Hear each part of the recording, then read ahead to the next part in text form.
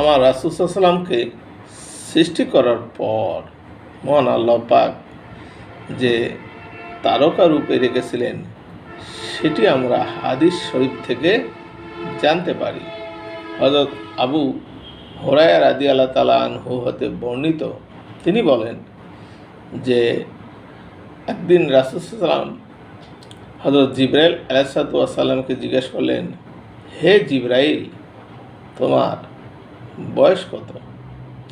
তখন উত্তরে জিবরাইল বললেন, ইয়া রাসূলাল্লাহ, ইয়া হাবিব আল্লাহ, আমার জানা নাই, তবে আল্লাহর কসম এইটুকু বলতে পারি, সৃষ্টি জগৎ সৃষ্টির পূর্বে আল্লাহ তাআলা নুরানি আজমতের পর্দা সমূহের চতুর্থ পর্দায় একটি নুরানি তারকা ৭০,০০০ বছর পর পর উদিত হতো।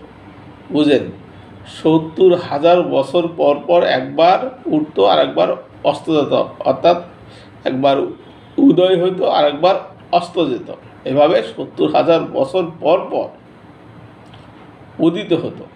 আমি আমার জীবনে, জিবরাইল বলছে, আমি আমার জীবনে সেই নুরানি তারকা ৭২,০০০ বার উদিত হতে দেখেছি।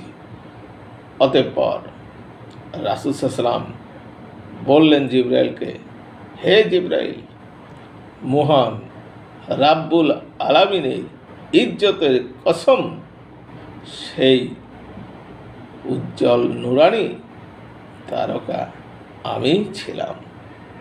সূত্র সিরাতে হালভিয়া, পৃষ্ঠা ৪৯, তাফসিরে রুহুল বায়ান, খণ্ড ৩, পৃষ্ঠা ৫৪৩, আল্লামা ইউসুফ নাবহানি, জাওয়াহিরুল বিহার, ৭৭৬ পৃষ্ঠা।